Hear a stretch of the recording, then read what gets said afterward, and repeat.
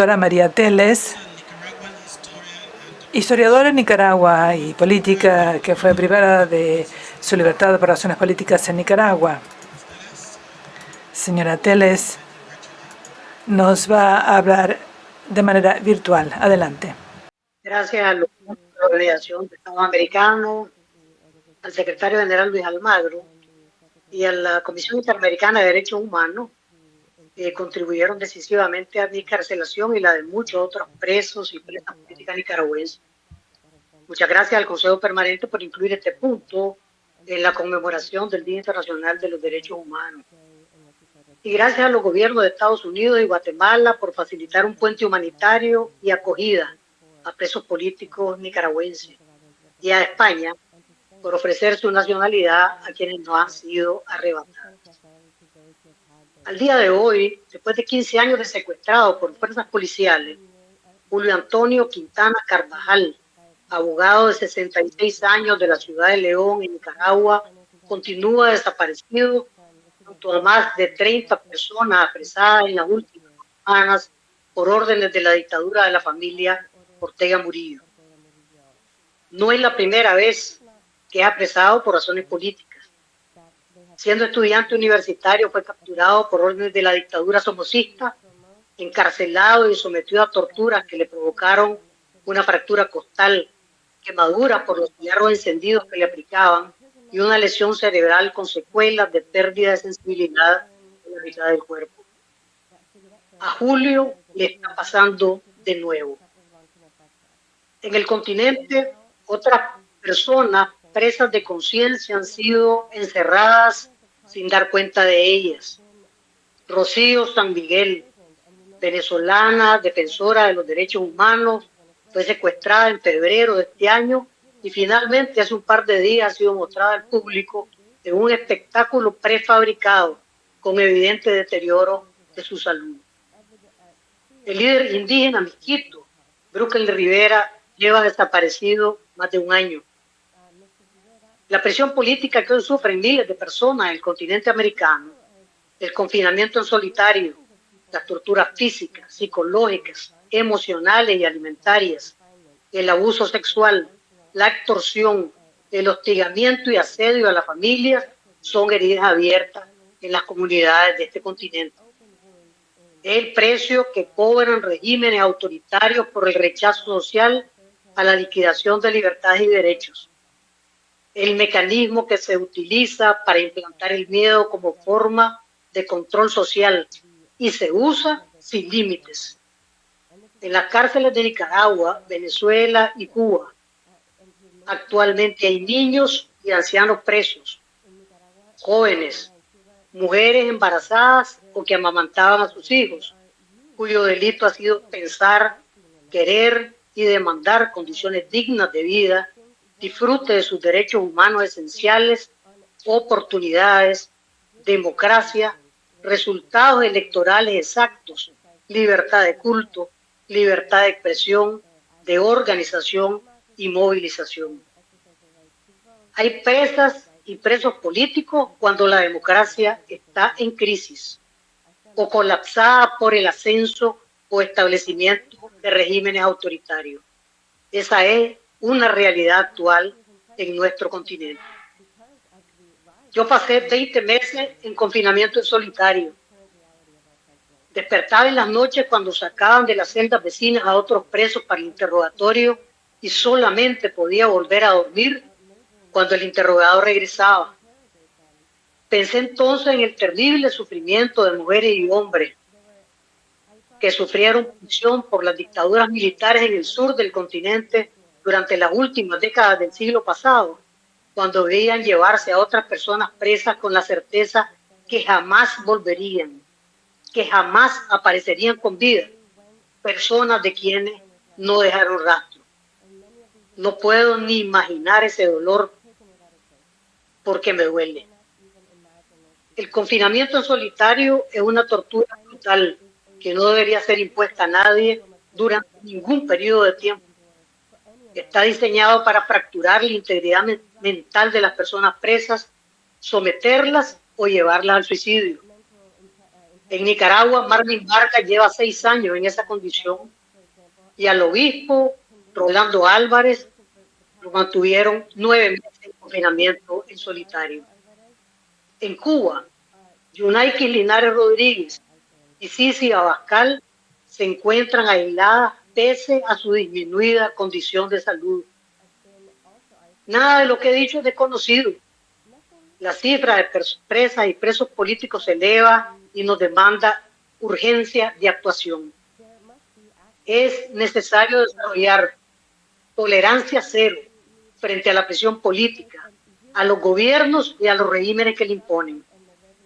Tolerancia cero para quienes secuestran, enjuician y condenan a personas por lo que piensan o desean. Tolerancia cero frente a la tortura a quienes la practican y ejecutan. Tolerancia cero para el confinamiento en solitario. Tolerancia cero frente al profundamente doloroso desfile de presos políticos que mueren en las cárceles en condiciones y circunstancias jamás esclarecidas. Se necesita tolerancia cero desde los gobiernos, las organizaciones y movimientos sociales, desde los medios de comunicación. Tolerancia cero sin peros, sin excusas, sin justificaciones. No es aceptable volver la cara hacia otro lado cuando se trata de graves violaciones a los derechos humanos. Hoy hay más de 3.167 personas presas políticas en el continente americano. En Nicaragua, desde 2018 a la fecha, las organizaciones de derechos humanos que trabajan ahora desde el exilio han registrado el paso de más de 5.000 personas por las cárceles de la dictadura, a quien los comunicados pareciera importarles poco. Pese a lo que digan los carceleros, sí les importa el monitoreo y la vigilancia de los organismos de derechos humanos, la excelente actuación de la Comisión Interamericana de Derechos Humanos y de la Corte Interamericana de Derechos Humanos. Les importa la sanción internacional y les importa el constante recordatorio de lo que hacen. Esas voces, las voces de ustedes, todas las que demandan el fin de la prisión política, son una compañía y un aliento cuando se esté en la cárcel. Por favor, mantengan esas voces elevadas y constantes. Nuestro desafío es terminar con la prisión política. Un día más tarde es mucho. Tenemos que lograr que todas las personas presas de conciencia sean liberadas, no simplemente excarceladas o desterradas, que todas las cárceles de presos políticos sean cerradas, que las libertades y derechos políticos sean plenamente ejercidos por cada ciudadano y ciudadana de este continente. Muchas gracias. Chile fue así una de las delegaciones que solicitamos esta inclusión de la situación de personas privadas de libertad por razones políticas en las Américas, memoria y presente. La prisión política fue esta arma que bien decía Dora María Telles, que busca instalar el miedo. Pero fue también en torno a esa tragedia de cultivo deliberado del miedo por la dictadura que se fue tejiendo una resistencia que se extendió globalmente, que se manifestó como solidaridad internacional y que fue clave en la reconquista de la democracia. Ese factor, presidente, el acompañamiento de la solidaridad internacional, que yo diría nunca es el factor decisivo, pero sí es imprescindible para la reconquista de las democracias, es lo que nos motiva a traer este tema hoy a la mesa, recordar el daño que produce la prisión política en la vida de las víctimas y también el daño que ocurre en la sociedad en su conjunto.